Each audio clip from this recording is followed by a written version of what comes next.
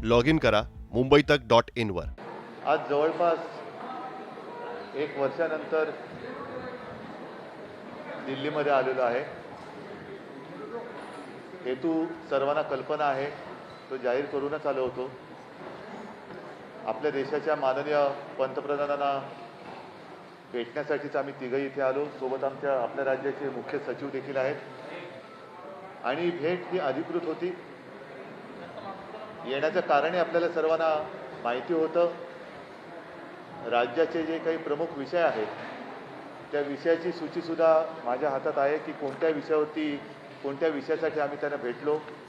त्यांच्याबरोबर व्यवस्थित चर्चा झालेली आहे आणि सर्व विषय त्यांनी अत्यंत गांभीर्याने ऐकून घेतले।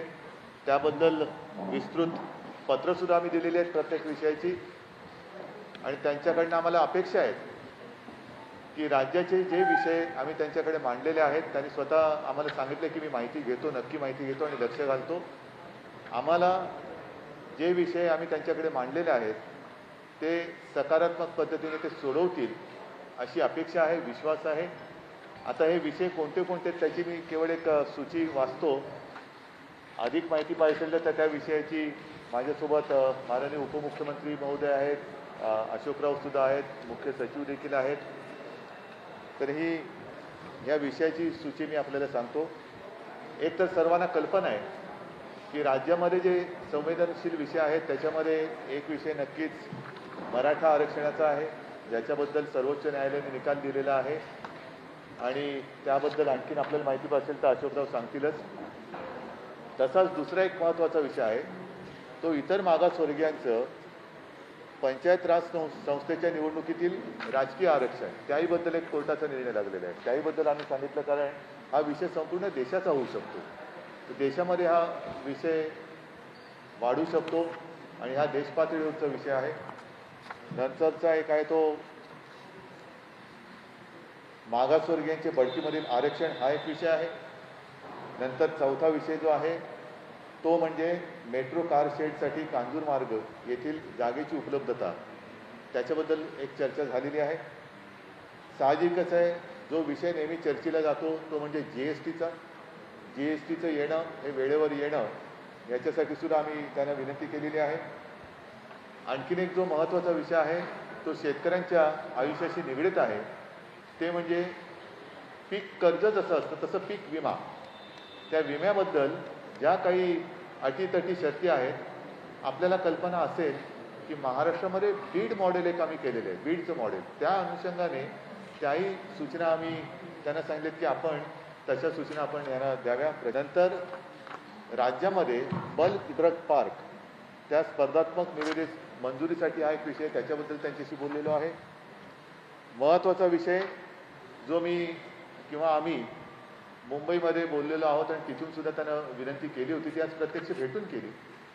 गेले काही वर्ष आपल्याला म्हणजे महाराष्ट्राला जो किनारपट्टीचा भाग आहे तिथे चक्रीवादळं ही येऊन आदळत आहेत। एक 8-15 दिवसापूर्वी सुद्धा एक वादळ आपल्याला जेमतेम स्पर्श करून गेलं आणि त्यांनी सुद्धा नुसतं स्पर्श केला तरी मोठा दणका दिलेला आहे।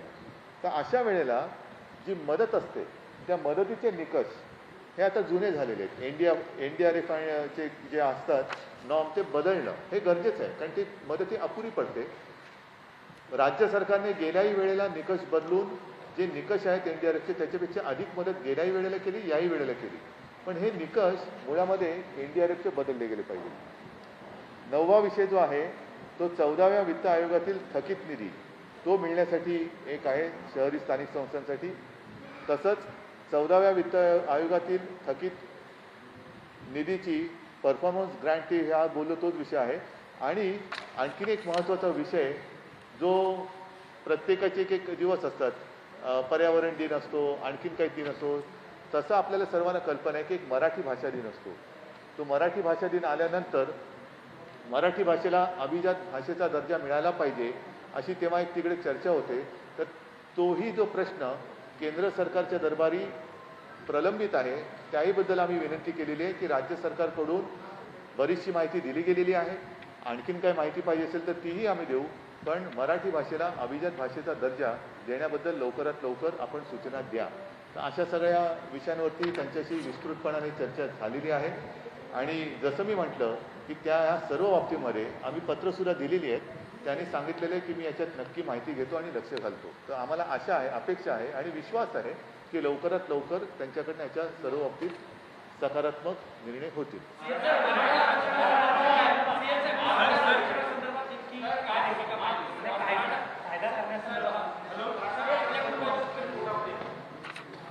सन्मान्य मुख्यमंत्री जी, सन्मान्य उपमुख्यमंत्री जी, मुख्य सचिव, सन्मान्य खासदार, मीडियाचे, इलेक्ट्रॉनिक आणि प्रिंट मीडियाचे सर्व सन्मान्य प्रतिनिधी, मुख्यमंत्र्यांनी विषद केल्याप्रमाणे महाराष्ट्राच्या अनेक महत्त्वाच्या विषयावर या ठिकाणी मुख्यमंत्र्यांनी आम्ही सन्मान्य प्रधानमंत्र्यांशी चर्चा केली आणि मराठा आरक्षणा संदर्भामध्ये जो विषय आहे त्यांना आम्ही कल्पना दिली की 5 मे 2021ला सर्वोच्च न्यायालयाने मराठा आरक्षणाच्या बाबतीत प्रतिकूल निर्णय घेतल्याचं आम्ही त्यांना नमूद केलेलं आहे. म्हणजे 5 मेला मराठा आरक्षणाला देण्यासंदर्भामध्ये एकतर सर्वोच्च न्यायालयाने असं म्हटलेलं आहे की 102वी घटना दुरुस्ती झाल्यानंतर SC-BCचे आरक्षण देण्याचा अधिकार हा राज्यांना आता राहिलेला नाही. म्हणजे कुठल्याही राज्यांना या जजमेंटनंतर त्यांनी सांगितलं आहे की या जजमेंट स्पष्ट नमूद केलं आहे की घटना दुरुस्ती झाल्यानंतर अधिकार हा कुठल्याही राज्यांना एखाद्या समाजाचा बॅकवर्डनेस ठरवण्याचा किंवा त्यांना आरक्षण देण्यासंदर्भात निर्णय आता राज्यांना घेता येणार नाही. आणि दुसरं म्हणजे इंदिरा सहानीची जी मागची केस लॉ आहे तो लक्षात जर घेतला तर 50% आरक्षणाची मर्यादाही पार करता येणार नाही. हा 2 महत्त्वाचे विषय. आता त्याची बॅकग्राऊंड मी त्यांना विस्तृत सांगितलेली आहे, परंतु हे 2 विषय या जजमेंटमध्ये सुप्रीम कोर्टच्या प्रामुख्याने ते समोर आलेले आहेत. त्या पार्श्वभूमीवर आम्ही पंतप्रधानांना विनंती केली की तुम्ही जे रिव्ह्यू पिटिशन केंद्राने जे दाखल केलेलं आहे सुप्रीम कोर्टामध्ये त्या जजमेंटमध्ये त्या रिव्ह्यू पिटिशनमध्ये केवळ राज्यांना अधिकार बहाल करण्यासंदर्भातला विषय हा तेवढा कामाचा नाही आहे. राज्यांना अधिकार असले पाहिजेत, राज्यांना एखाद्या समाजाचं बॅकवर्ड ठरवण्यावर इतपत अधिकार असले पाहिजेत त्यात आमचं दुमत नाहीच आहे. परंतु फक्त अधिकार प्रदान करून उपयोग होणार नाही. जोपर्यंत 50% आरक्षणाची मर्यादा ही जोपर्यंत शिथिल करण्यात येत नाही, काढून टाकण्यात येत नाही, तोपर्यंत राज्याला अधिकार देऊन सुद्धा हा आरक्षणाचा मुद्दा मार्गी लागणार नाही. हा प्रामुख्याने आम्ही त्यांना सांगितलेला आहे. आणि म्हणून 50% आरक्षणाची मर्यादा ही शिथिल करावी अशा प्रकारचा युक्तिवाद हा सर्वोच्च न्यायालयामध्ये झाला पाहिजे, केंद्राकडूनही झाला पाहिजे. आम्ही सुद्धा समर्थन याचं करतो. आमचंही म्हणणं की आम्हाला राज्याला अधिकार असला पाहिजे. परंतु त्याचा दुसरा महत्त्वाचा मुद्दा जो आम्ही नमूद केला की सुप्रीम कोर्टामध्ये हे रिव्ह्यू पिटिशन राज्यात रिव्ह्यू दाखल करणारच आहे. म्हणजे दिलीप भोसले सर्वोच्च न्यायालयाचे न्यायमूर्ती, माजी न्यायमूर्ती दिलीप भोसले यांच्या समितीचा जो अहवाल आलेला आहे त्या अहवालाच्या अनुषंगाने या जजमेंटच्या बाबतीमध्ये रिव्ह्यू पिटिशन दाखल करण्याची राज्य शासनाची भूमिका आहे. परंतु हे करत असताना आम्हाला विनंती एवढीच करायची की आम्हाला अधिकार द्या. आम्ही हे निर्णय राज्याला घटना दुरुस्ती संदर्भातली किंवा जे काही झाल्यानंतर जो पेर निर्माण झालेला आहे त्या संदर्भातली पुढची पावलं ही केंद्राने उचलावीत. परंतु हे करत असताना आम्हाला अधिकार देत असताना 50% मर्यादा ही शिथिल करण्यात यावी हा त्यातला महत्त्वाचा भाग आहे. आणि मग हा फक्त जो काही मर्यादा घातलेली 50%ची तो फक्त मराठा समाजाची मर्यादा नाही आहे. म्हणजे इव्हन 27% राजकीय आरक्षण जे ओबीसीच्या बाबतीमध्ये सुद्धा सेट असायला झालेलं आहे. इथे सुद्धा तोच मुद्दा आहे की 50%ची मर्यादा क्रॉस केल्यामुळे आरक्षणाची पॉलिटिकल आरक्षण देता येत नाही हा तिथे मुद्दा आहे. मी त्याला सांगितलं हा मुद्दा फक्त मराठा समाजापुरती नाही आहे, ओबीसीचा तोच मुद्दा आहे. आणि ओबीसीचा मुद्दा तर संपूर्ण देशामध्ये आता हा प्रश्न निर्माण झालेला आहे. त्यामुळे ओबीसीचा विषय असो, मराठा समाजाचा विषय असो, तुमचं रिव्ह्यू पिटिशन हे जोपर्यंत घटना दुरुस्ती होत नाही, म्हणजे ज्या पद्धतीने केंद्र सरकारकडे अधिकारात आलेले आपोआप या जजमेंटमुळे जे अधिकार आलेले आहेत, जोपर्यंत हे निर्णय जो सुप्रीम कोर्टाने दिलेला आहे तो सेट असाईड होत नाही तोपर्यंत सर्व अधिकार केंद्राकडेच आहे. आणि म्हणून आमची मागणी आहे की तुमच्याकडे आज अधिकार आले असताना तुम्ही हा निर्णय घ्या. तुम्ही हा निर्णय घ्या जेणेकरून मराठा समाजाला तुम्ही न्याय देऊ शकाल. त्यासाठी आवश्यक असलेली जी कायदेशीर जी काही प्रक्रिया आहे, पण ती घटना दुरुस्ती करायची, जसं EWS मध्ये आपण घटना दुरुस्ती केली, किंवा मग घटना दुरुस्ती करायची बाब असो किंवा बाकी जे काही कायदेशीर मार्ग असतील त्या बाबतीमध्ये मराठा समाज असो किंवा ओबीसीच्या बाबतीमध्ये दोघांच्या बाबतीमध्ये तुम्ही सकारात्मक भूमिका घ्या आणि त्यातून तुमच्याकडे आलेला अधिकार जो आज आहे सुप्रीम कोर्ट जजमेंटमुळे त्यात आपली मदत राज्याला व्हावी अशा प्रकारची आमची मागणी आहे. आम्हाला अधिकार मिळणं आम्हाला आग्रह होईल, परंतु आम्हाला देत असताना मात्र इतर ज्या अटी आहेत त्या सुद्धा शिथिल झाल्या तर उपयोग होईल, वरनं उपयोग होणार नाही हा त्याचा महत्त्वाचा मुद्दा आहे. आणि तुमच्याकडे जो पण अधिकार आहे तो पण हा विषय जनमानसामध्ये प्रक्षोभ वाढत चाललेला आहे सगळ्या प्रश्नामुळे, आणि त्यामुळे हा प्रक्षोभ वाढू नये या दृष्टिकोनातून समाजाला न्याय दिला पाहिजे. मराठा आरक्षणाच्या बाबतीमध्ये महाविकास आघाडीने सकारात्मक भूमिका पावलं उचललेली आहेत. आम्ही सर्वांनी मिळून सभागृहामध्ये बिनशर्त पाठिंबा या मुद्द्याला आम्ही दिलेलाच आहे. या पार्श्वभूमीवर केंद्र सरकारने सकारात्मक भूमिका घ्यावी, हा प्रश्न मार्गी लावावा अशा प्रकारची विनंती आम्ही केंद्राने, जोपर्यंत त्यांच्याकडे अधिकार आहे सुप्रीम कोर्ट निर्णयामुळे तोपर्यंत आपण हा निर्णय घ्यावा. या दिवशी अधिकार आमच्याकडे आम्ही पुढची प्रक्रिया पार पाडू.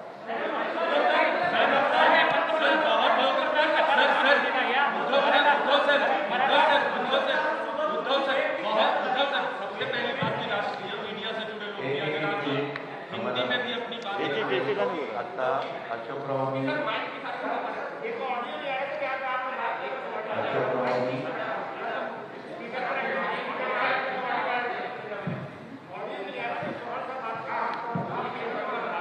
आता मुख्यमंत्र्यांनी एकूण जे 12 मुद्दे सांगितले ते आम्ही मुख्यमंत्र्यांच्या नेतृत्वाखाली प्राईम मिनिस्टर साहेबांना भेटलो.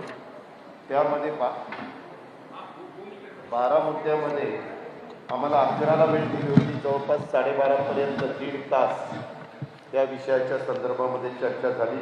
मराठा आरक्षणाच्या बद्दल आत्ताच थोडक्यामध्ये अशोकराव चव्हाण साहेबांनी सांगितलं. दुसरा मुद्दा होता तो ओबीसींना, इतर मागासवर्गीयांना पंचायत राज्य संस्थेतील निवडणुकीतलं राजकीय आरक्षण होतं ते काढून टाकलं गेलं, त्याला स्थगिती दिली स्थानिक स्वराज्य संस्थांमधल्या. त्याच्यामुळं ग्रामपंचायत, पंचायत समिती, जिल्हा परिषद, नगरपालिका, महानगरपालिका ह्याच्यामध्ये 56,000 जागांच्यावर ह्याचा परिणाम झालेला आहे. आम्ही पंतप्रधानांना सांगितलं की भारत सरकारने 2011मध्ये ACCC केलं, त्याची माहिती राज्य सरकारला मिळाली तर त्या आरक्षणाचा अभ्यास करून अहवाल करता येईल. आणि ह्याच्यामध्ये निकालपत्रात SC, ST, OBC यांच्या एकत्रित आरक्षणाची मर्यादा 50% निश्चित केलेली आहे. त्यामुळे SC, ST बहुल जिल्ह्यामध्ये OBC प्रवर्गाला 27% कमी किंवा एखाद्या परिस्थितीत आरक्षणच मिळणार नाही. तर SC, ST, OBC यांच्या एकत्रित आरक्षणाची मर्यादित 50%ची तरतूद शिथिल करण्याच्या बद्दलची मागणी मुख्यमंत्री महोदयांनी आज तिथं केली. आणि SC, ST याचं आरक्षण घटनात्मक कॉन्स्टिट्यूशनल आहे तर OBCचं आरक्षण वैधानिक आहे. त्यामुळं आपणास विनंती आहे की SC, ST आणि OBC आरक्षण कॉन्स्टिट्यूशनल करण्यासाठी घटनेमध्ये दुरुस्त करावी आणि हा प्रश्न कायमस्वरूपी सोडवण्यासाठी 2021च्या जनगणनेमध्ये देखील OBCची जनगणना करावी. हा एक महत्त्वाचा मुद्दा त्याच्यामध्ये होता. मागासवर्गीय पदोन्नतीच्या आरक्षणाच्या बद्दल सुप्रीम कोर्टाने आणि मुंबई हायकोर्टाने त्याच्याबद्दल आत्ता तिथं मॅटर चालू आहे, त्यांनी काही निकाल दिलेले. त्याच्यामुळं हा प्रश्न फक्त महाराष्ट्राचा नाही तर इतर अनेक राज्यांचा आहे. यासाठी संपूर्ण देशासाठी एकसारखं सर्वकष धोरण अवलंबण्यात यावं. या संदर्भात प्रलंबित याचिका लवकरात लवकर निकाली निघण्यासाठी केंद्र शासनाने सर्वोच्च न्यायालयाला विनंती करावी. मेट्रो कार शेडच्या संदर्भात आत्ताच मुख्यमंत्री महोदयांनी सांगितलं, राज्यांना GST काउन्सिलमध्ये पण अनेकदा आम्ही हा मुद्दा उपस्थित केला. मुख्यमंत्री महोदयांनी पत्र व्यवहार पण केलेला आहे. तरी देखील महाराष्ट्राला 24,306 कोटी रुपये GST भरपाईपोटी मिळणे बाकी आहे. ते कोविडचं अभूतपूर्व संकट संपूर्ण देशावर आहे, सगळ्या राज्यांच्यावर आर्थिक दिलासा देण्याकरता हे पैसे जर लवकरात लवकर मिळाले तर त्याचा निश्चितपणे सर्वच राज्यांना उपयोग होणार आहे. महाराष्ट्राची रक्कम 24,306 कोटी. पीक विम्याच्या बद्दल सातत्याने बीड मॉडेल आपल्या राज्यामध्ये जे गेल्या वर्षी राबवलं गेलं ते खूप लोकप्रिय झालं आणि मुख्यमंत्र्यांनी, आमच्या कृषी मंत्र्यांनी सगळ्यांनी मागणी केलेली की बीड मॉडेल फक्त बीडपुरतं मर्यादित न ठेवता ते सगळ्या राज्यातल्या सर्व जिल्ह्यांना लागू करावं आणि आत्ता फक्त केंद्र सरकारने ते बीडपुरतं लागू केलेलं आहे. तर तो प्रस्ताव आम्ही कृषी मंत्रालयामध्ये दिलेला आहे. तर त्याच्यामध्ये हे मॉडेल जर आपण केलं तर त्याचा खूप चांगल्या प्रकारचा परिणाम होणार आहे. शेतकरी पण समाधानी होणार आहे. बल्क ड्रग पार्क स्पर्धात्मक निविदेच्यासाठी आपण दिघी बंदराजवळ MIDCनं 250 एकर जागा निश्चित करून ठेवलेली आहे.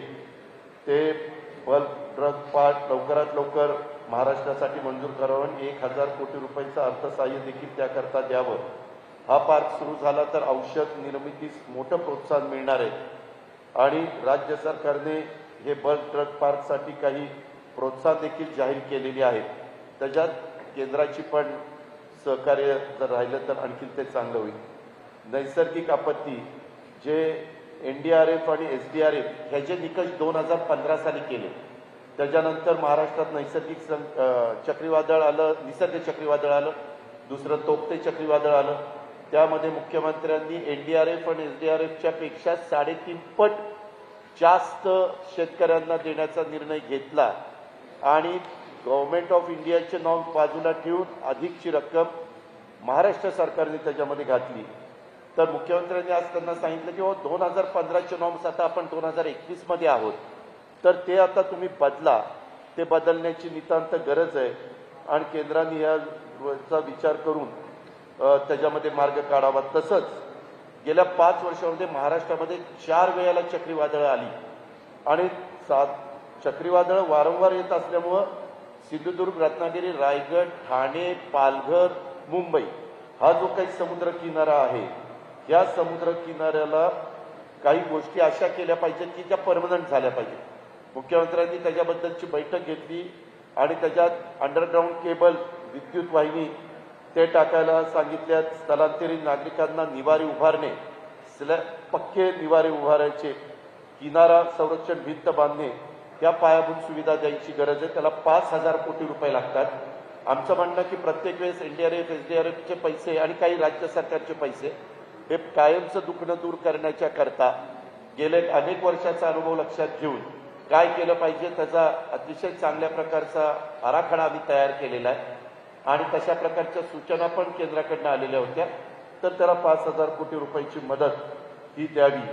तसंच 14व्या वित्त आयोगातील थकीत निधी मिळण्याच्या करता जो शहरी भागाकरता असतो त्याच्यामध्ये 2018-19 आणि 19-20 परफॉर्मन्स ग्रँट कामगिरी अनुदान त्याला म्हणतात, त्याच्याबद्दलचं संपूर्ण महाराष्ट्राला 14व्या वित्त आयोगातील थकीत निधी शहरी स्थानिकच्या करताचा आहे. तो 1,444 कोटी 84 लाख रुपये अनुदान तातडीनं मंजूर करावं. आपण तशा वित्त मंत्रालयाला सूचना द्याव्या असं मुख्यमंत्री महोदयांनी आणि हे केंद्र शासनाच्या गृहनिर्माण आणि शहरी व्यवहार मंत्रालयाकडे सगळं प्रस्ताव आमचे आलेले आहेत. युटिलायझेशन सर्टिफिकेट पण आम्ही भारत सरकारकडे पाठवलेला आहे. तो एक मुद्दा होता. त्याच्यानंतर 14व्या वित्त आयोगातील थकीत निधी मिळण्याबाबत हे पंचायत राजचं, मागाशी सांगितलं ते शहराचं, हे ग्रामीणचं, याच्याकरता केंद्रीय ग्राम विकास मंत्रालयाने महाराष्ट्रास 2016-17ला 294 कोटी 84 लाख त्यांची शिफारस केली. असं 17-18ची 333 कोटी 66 लाख, 2018-19 378 कोटी 91 लाख, 2019-20 साठी 496 कोटी 15 लाख हे अद्याप वित्त विभागाकडे प्रलंबित आहे.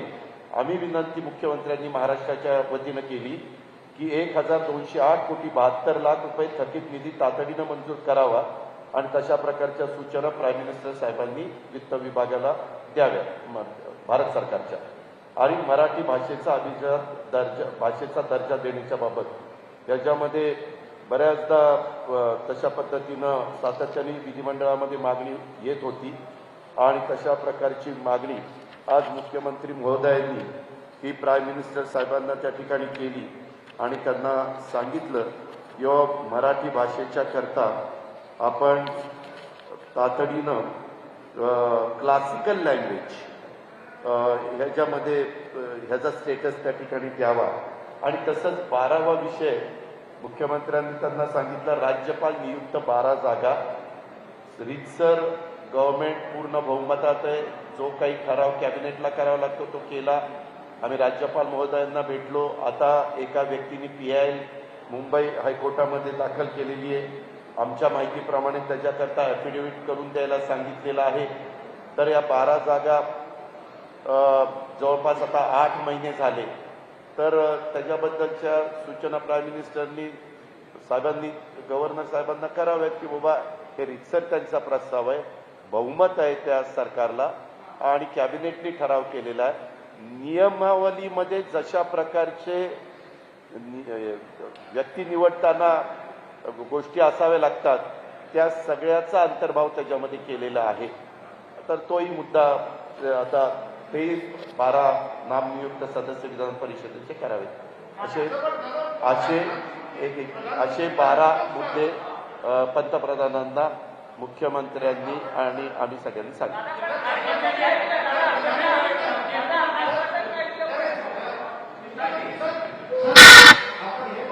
ह्याच्यामध्ये पंतप्रधानांनी मुख्यमंत्र्यांना आम्हाला मुख्यमंत्री बोलत होते, आम्ही तिथं होतो, त्यांना असं आश्वासन दिलं की हे सगळे मुद्दे मी तपासून घेतो आणि संबंधामध्ये जे काही त्याच्यामध्ये करण्याची गरज असेल ते करण्याच्या करता मी निर्णय घेतो असं सांगितलं.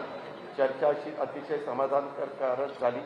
जवळपास 90 मिनिट पंतप्रधानांनी मुख्यमंत्र्यांना आणि त्यांच्या सहकाऱ्यांना वेळ दिलेला होता आणि सगळे राज्याच्या हिताचे जे काही विषय होते ते मुख्यमंत्र्यांच्या नेतृत्वाखाली तिथं मांडण्यात आले.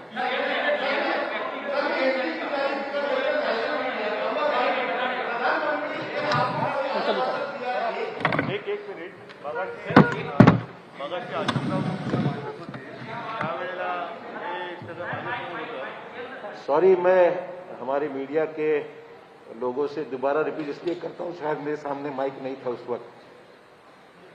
आज मराठा आरक्षणाच्या संदर्भामध्ये जे महत्त्वाचे मुद्दे आज पंतप्रधानांना सांगण्यात आले त्यामध्ये सर्वोच्च न्यायालयाने मराठा आरक्षणाच्या विरोधामध्ये निर्णय दिलेला आहे. आणि म्हणून फक्त महत्वाचा मुद्दा आहे की पंतप्रधानांची या संदर्भात मराठा आरक्षणासंदर्भात काय भूमिका होती. तर पंतप्रधानांना आम्ही विनंती केली की आपण कायदेशीर प्रक्रिया पूर्ण करून एकतर जोपर्यंत अधिकार सर्वोच्च न्यायालयाच्या निर्णयामुळे तुमच्याकडे आलेले आहे ते अधिकार लक्षात घेऊन मराठा समाजाचा आरक्षणाचा मुद्दा विविध कायदेशीर प्रक्रिया पूर्ण करून तो आता अधिकार केंद्राकडे आहे, तुम्ही ते पार पाडावी आणि मराठा समाजाला आरक्षण देण्यासंदर्भात पावलं उचलावी अशा प्रकारची विनंती आम्ही त्यांना केलेली आहे. आणि त्याचबरोबर 50% आरक्षणाची जी मर्यादा इंदिरा साहनी प्रकरणातून एक सिलिंग लिमिट घालण्यात आलेली आहे ती पण कायदेशीर प्रक्रिया पूर्ण करून ती लिमिट जर आपण रिलॅक्स केली तर मग दोन्ही प्रश्न मार्गी लागतील. आणि आपली जी याचिका आपण दाखल केली, रिव्ह्यू पिटिशन दाखल केलेलं आहे, तेही रिव्ह्यू पिटिशन जे आहे त्याच्या आमचं उलट आम्हाला आनंद आहे की ते राज्याला अधिकार मिळाले पाहिजेत. पण नुसत्या राज्याला अधिकार देऊन फायद्याचं नाहीये की जोपर्यंत 50%ची जी मर्यादा आहे या लिमिटची आहे ती जोपर्यंत शिथिल होत नाही तोपर्यंत राज्याला नुसते अधिकार देऊन फायद्याचं नाहीये असं आम्ही त्यांना विनंती केली. पंतप्रधानांनी याच्या बाबतीमध्ये मी निश्चित माहिती घेईन आणि पुढील कारवाई करीन अशा प्रकारे त्यांनी सूचित केलेलं आहे.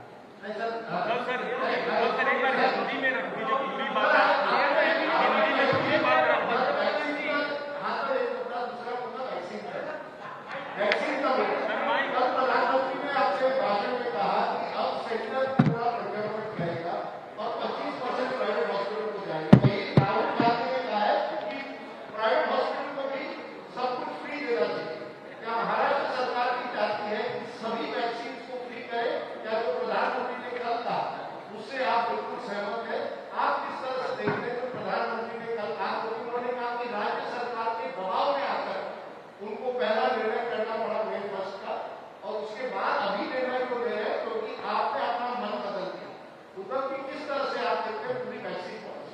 बात तो सच है कि जल्द से जल्द अपने देश के जितने सारे नागरिक हैं उनको वैक्सीनेशन तो किया जाना चाहिए।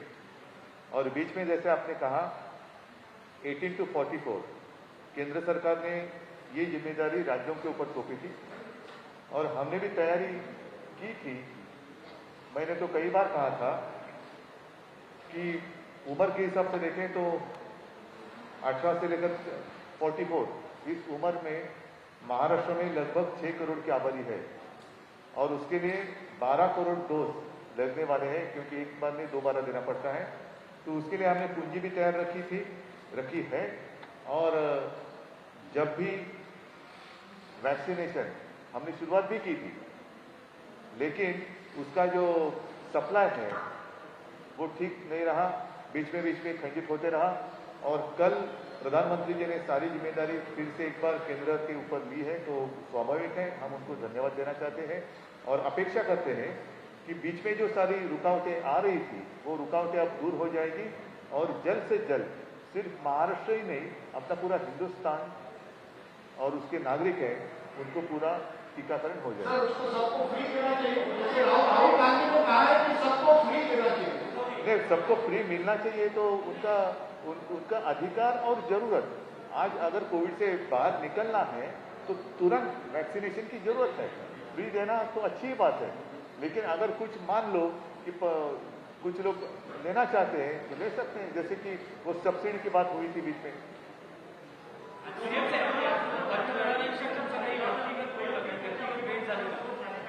क्या म्हणाला? आमची व्यक्तिगत भेट झाली ना। एक महत्वाचा मुद्दा असा आहे की आम्ही तिघही समाधानी आहोत, कारण आजच्या आमच्या भेटीमध्ये कुठेही राजकीय अभिनिवेश नव्हता। अत्यंत शांतपणाने आणि समजूतदारपणाने जेवढे मुद्दे आम्ही मांडले ते त्यांनी शांतपणाने ऐकून घेतले। त्याच्यात आम्ही जसं आता अजितदादांनी सांगितलं, अशोकरावांनी सांगितलं, त्या विषयाबद्दल भूमिका नुसत्या मांडल्या नाही तर त्यांना पत्रसुद्धा दिलेली आहेत। आणि म्हणून मला विश्वास आहे की ज्या पद्धतीने त्यांनी आमचं ऐकून घेतलेलं आहे, समजून घेतलेलं आहे, ते ऐकून बघितल्यानंतर यामध्ये त्यांनी जसं सांगितलं की मी पूर्ण माहिती घेतो, लक्ष घालतो, तर आम्हाला नक्की विश्वास आहे की काही ना काहीतरी मार्ग निघेल।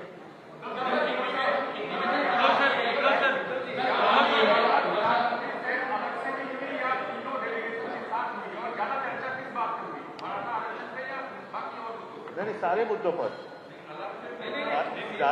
ज़्यादा और कम ऐसी कोई बात नहीं, विषय के अनुसार चर्चा हुई है, तो ऐसे नहीं कहा जा सकता कि इस विषय पर ज़्यादा बात हुई है, इस विषय पर छोटी बात हुई।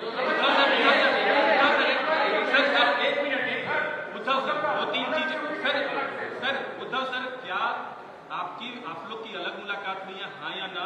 दूसरा सवाल हमारा ये हाँ या ना मतलब क्या, अदालत है कि क्या है? नहीं, आपकी निजी मुलाकात हुई है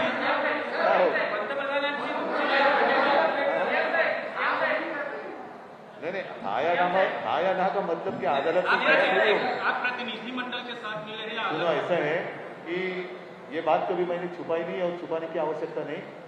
आज राजनीतिक रूप में देखें तो हम उनके साथ नहीं है, लेकिन इसका मतलब ये नहीं कि हमारा रिश्ता टूट गया है। मैंने कल भी बात कही थी, मेरे एक साक्षात्कार में शायद लोकसत्ता ने लिया था तब, तो इसमें कोई गलत बात नहीं है कि मैं अगर मिलूँ, मैं कोई नवाज शरीफ से नहीं मिलने गया था, तो ऐसे अगर उनको कुछ मिले, मैं एक व्यक्तिगत रूप में मिलूँ, अगर मैं मिल भी लूँ, आज भी अभी मेरे साथी है उनको कहूँगा कि मुझे दोबारा जाकर मिलना है, तो गलत बात क्या है उसमें? बिल्कुल सर, मराठा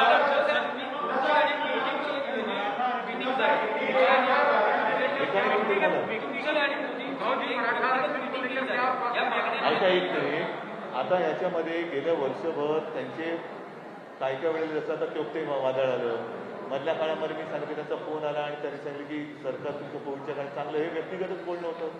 तसं आज सुद्धा आमची एक थोडा व्यक्तिगत भेट झाली, काय कसं काय चाललंय, मी त्यांना सांगितलं की या सगळ्या माझ्या सहकाऱ्यांच्या सोबत मी आलेलो आहे आणि राज्याचे प्रश्न आहेत। नाही, आता युती का तुटले 1.5 वर्षानंतर काय सांगायचं? ठीक आहे,